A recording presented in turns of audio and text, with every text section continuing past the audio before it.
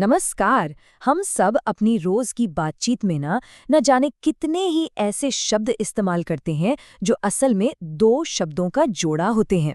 तो आज हम इन्हीं शब्दों के पीछे छिपी एक बड़ी ही सरल सी व्याकरण को समझने वाले हैं। चलिए शुरू करते हैं। जरा इन शब्दों पर गौर कीजिए। माता पिता, सुख दुख, रात दिन। सुनने में कितने आम लगते हैं ना, पर कभी सोचा है कि वो कौन सी व्याकरण की डोर है जो इन्हें एक साथ बांध कर रखती है? इन सब में एक बहुत खास रिश्ता है, एक पैटर्न है। चलिए आज इसी रहस्य सी पर्दा उठाते हैं। और इसका जवाब है द्वंद्व समास। हाँ, ये व्याकरण का वो नियम है जो कहता है कि जब दो शब्द मिलकर एक हो जाएं और दोनों ही बराबर के महत्वपूर्ण हों तो उसे द्वंद्व समास कहते हैं।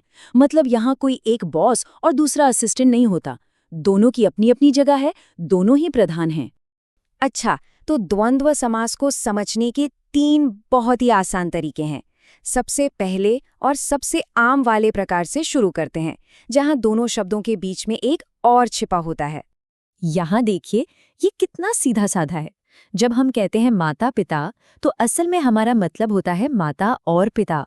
शब्दों के बीच में जो ये छोटा सा डैश या योजक चिन्ह है ना, वो बस उस और को छिपा देता है। इससे हमारी भाषा और छोटी और असरदार हो जाती है। ऐसे और भी ढेरों उदाहरण हैं, जैसे आदर सत्कार का मतलब है आदर और सत्कार। गंगा यमुना मतलब गंगा और यमुना। बिल्कुल वैसे ही राम लक्ष्मण, चांद सूरज, हंसी खुशी। इन सभी जोड़ों में दोनों शब्द मिलकर एक पूरी बात कह देते हैं। चलिए अब इसके दूसरे प्रकार पर चलते हैं।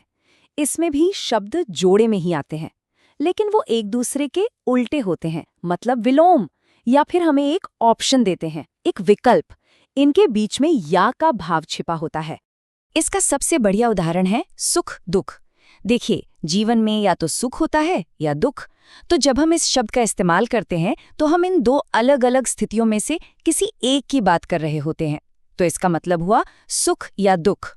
इसी तरह के और भी उदाहरण हैं, जैसे रुचि अरुचि यानी रुचि या अरुचि, और रात दिन मतलब रात या दिन।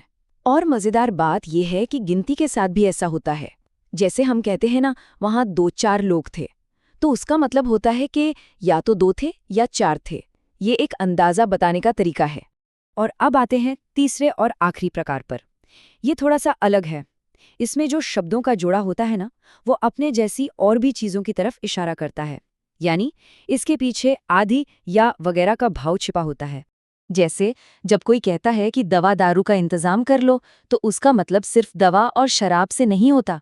उसका मतलब होता है कि इलाज से जुड़ी सारी जरूरी चीजें, जैसे दवा, मरहम पट्टी, डॉक्टर की फीस वगैरह वगैरह।